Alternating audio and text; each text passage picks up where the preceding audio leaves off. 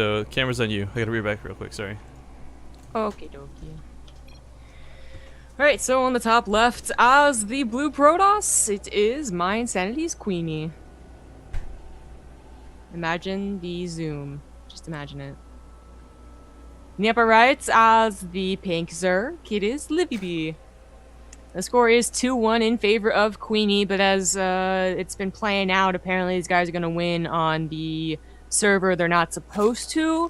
So Livibee should be winning this one, so really we all know it's going to be a 2-2 by the end of this game, right? That's how it works.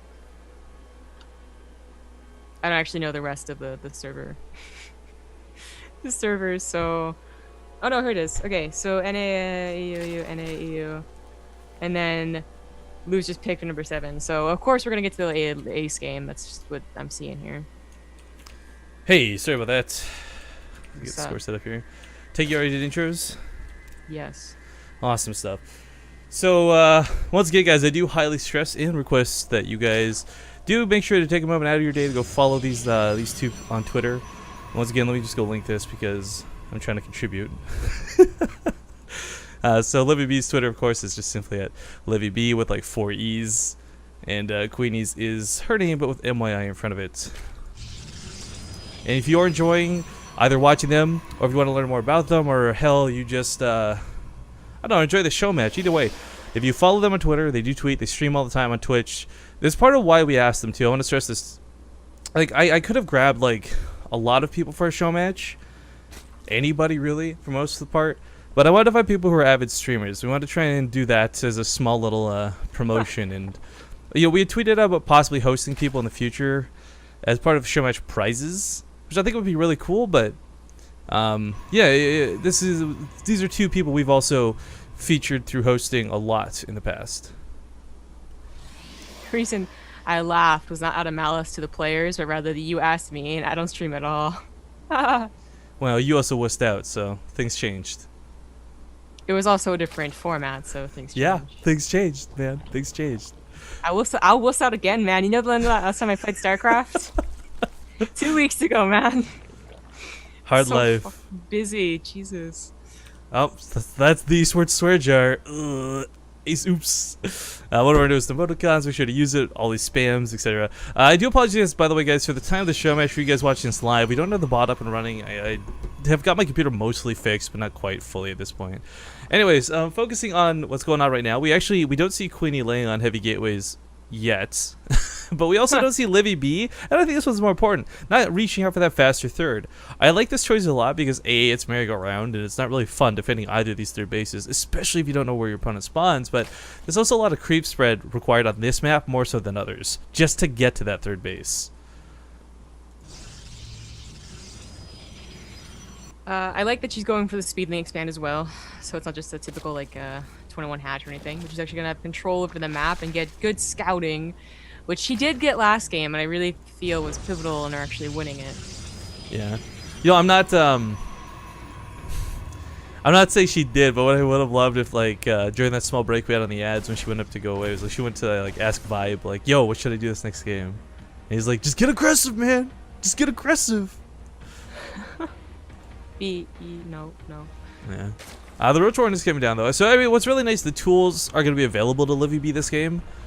Once again, I'm not trying to like talk down on her or anything, but we've seen that through the first 2 games today, didn't go so well, and a lot of times she was very underprepared. Game 3 looked a lot better, but it was one of those things where I kind of feel like QueenE still could have won if maybe a couple of little things had gone differently on King Sejong.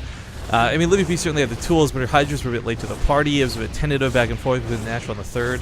So this is going to be a situation where I think for the first time today, Livibee, with the Roach Warren completing at a relatively nice timing, we'll actually have units out to stop this gateway aggression. And this isn't an all-in just yet, but it is 4 gates coming down here out of QueenE. Yeah.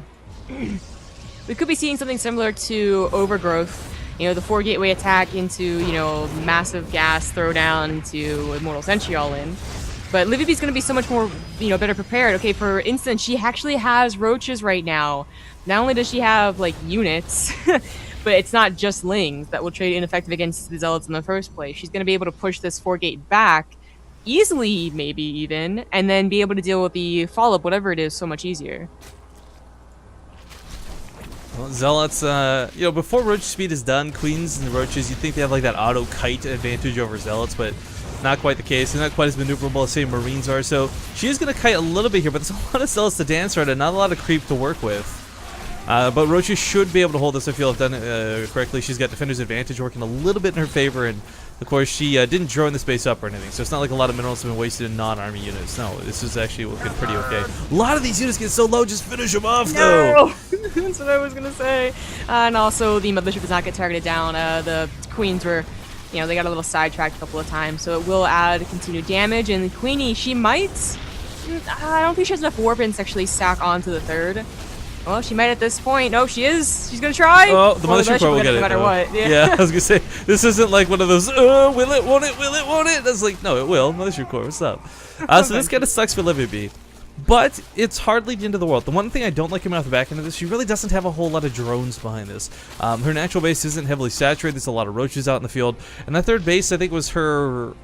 I guess her desire to get those drones going. I don't know, but either way, she should have an economy lead over her opponent. But right now, she's actually at a pretty heavy deficit, despite losing no workers.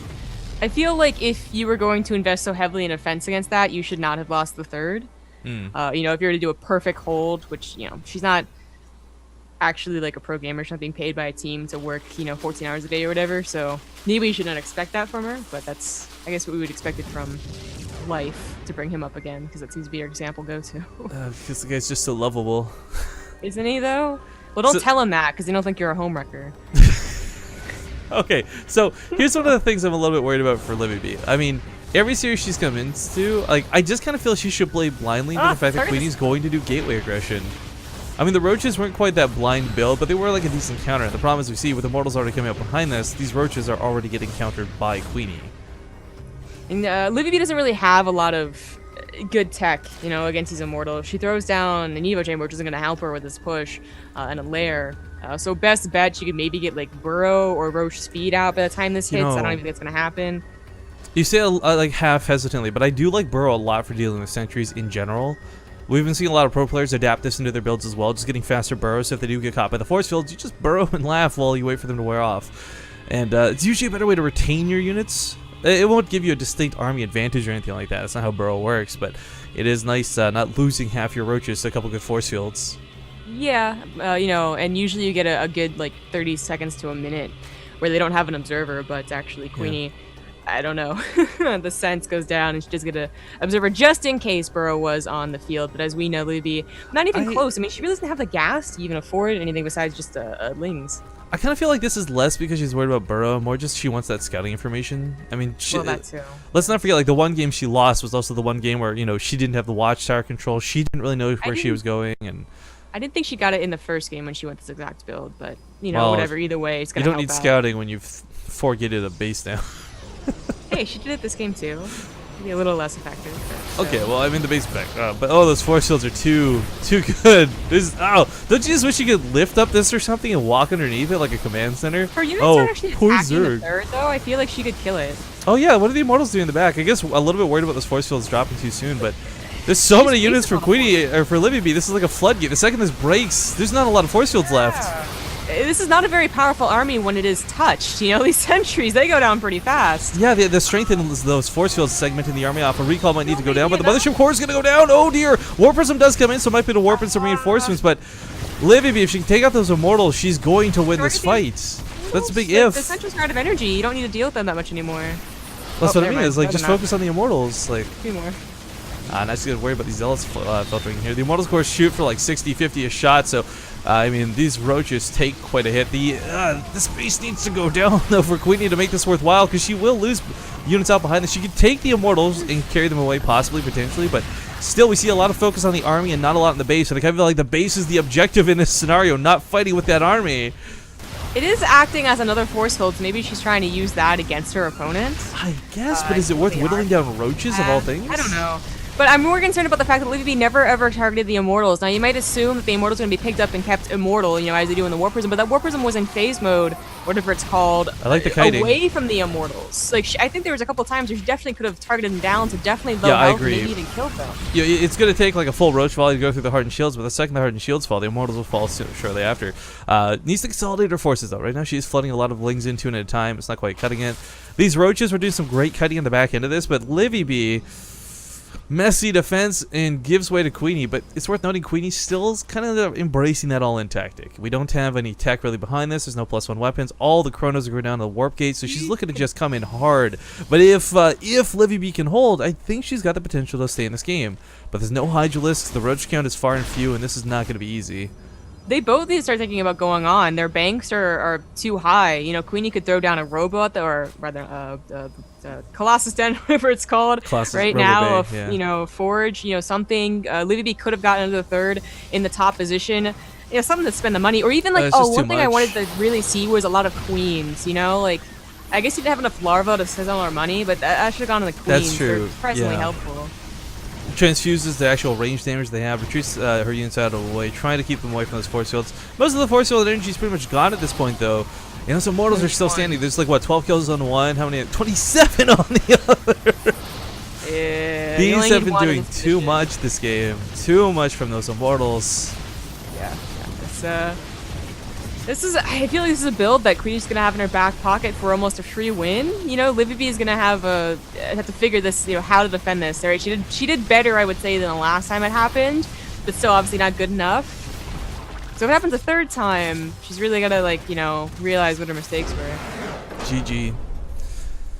All right, so QueenE really embracing that power of Protoss. She was not kidding when she said that before the Showmatch began today. But, yeah, Livibee now on her last life. With QueenE up 3-1 over her opponents, we're going to go back to the North American server. And Livibee does have map pick. So this is her best, like, this is the best circumstances for her. You know, you're playing on the home server, you got map pick. But, back to NA now. Same channel, Livy's pick. Guys, we're going to play another 2-minute ad because that's about how long it's going to take. I mean, we got to swap servers, we got to get the maps up and such. So we're going to play an ad out here real quick, and we'll see you in 2 minutes with the next